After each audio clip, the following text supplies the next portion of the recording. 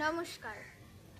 আজ 25শে বৈশাখে আমার ছোট্ট নিবেদন কবিগুরু রবীন্দ্রনাথ ঠাকুরের কথা কাব্যগ্রন্থের পূজারিণী।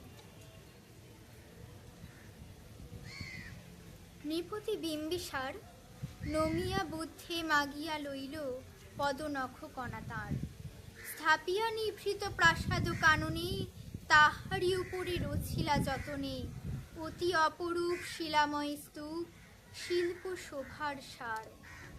সন্ধেবেলায় সূচিবাস পুরী রাজবধূ রাজবালা আসিতেন ফুল সাজায় ডালাই, স্তূপ পদমূলে সোনার থালায় আপনার হাতে দিতেন জ্বালাই কনক প্রদীপ মালা।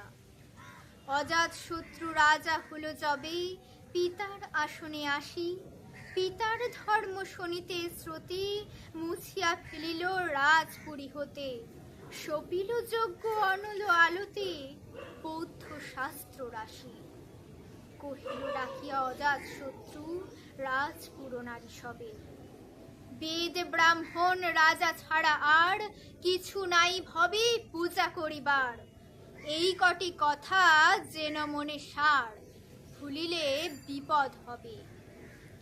সেদিন শারদ দিবা অবসান, শ্রীমতী নামে সে দাসী পূর্ণ শীতল সলিলে নাহিয়া পুষ্প প্রদীপ থালায় বাহিয়া রাজ মহিষীর চরণে চাহিয়া নীরবে দাঁড়ালো আসি।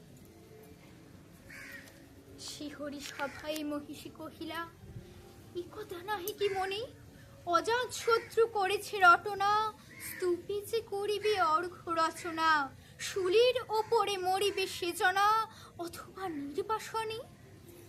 সেথা হতে ফিরি গেল চলি ধীরে, বধূ আমি তার ঘরে। সম্মুখে রাখিয়া স্বর্ণ মুকুর বাঁধিতে ছিল সে দীর্ঘ চিকুর, আঁকিতে ছিল সে যতনে সিঁদুর সীমান্ত সীমা পরে। শ্রীমতীর হেরি বাঁকি গেল রেখা, কাঁপে গেল তার হাত, কহিল, অবোধ কি সাহস বলে এনেছিস পূজা, এখনই যা চলে, কি কথা দেখিবে ঘটিবে তাহলে বিষম বিপদপাত। অস্ত রবির রশ্মিয়া ভাই খোলা জানালার ধারে, কুমারী শুক্লা বসি একাকিনী পড়িতে নিরত কাব্য কাহিনী। চমকি উঠিল শুনি কিঙ্কিনী, চাহিয়া দেখিল দ্বারে। শ্রীমতীর হেরি পুঁথি রাখি ভূমে দ্রুত পদে গেল কাছে, কহে সাবধানে তার কানে কানে, রাজার আদেশ আজি কে না জানি, এমন করে কি মরণের পানি ছুটিয়া চলিতে আছে। দ্বার হতে দ্বারে ফিরিল শ্রীমতী লইয়া অর্ঘ্য থালি, হে পুরবাসিনী সবেটা কি কয়, হয়েছে প্রভুর পূজার সময়। শুনি ঘরে ঘরে কেহ পাই ভয়, কেহ দেয় তারে গালি। দিবসের শেষ আলোক মিলালো নঘর সৌত পরে, পথ জনহীন আধারে বিলীন কল কোলাহল হইল ক্ষীণ। আরতি ঘণ্টা ধ্বনিল প্রাচীন রাজ দেবালয় ঘরে। শারদ নিশির স্বচ্ছ তিমিরে তারা অগণ্য জলে, সিংহ দুয়ারে বাজিল বিষাণ বন্দিরা ধরে সন্ধ্যার তান। মন্ত্রণা সভা হলো সমাধান, দাড়ি হুকারিয়া বলে।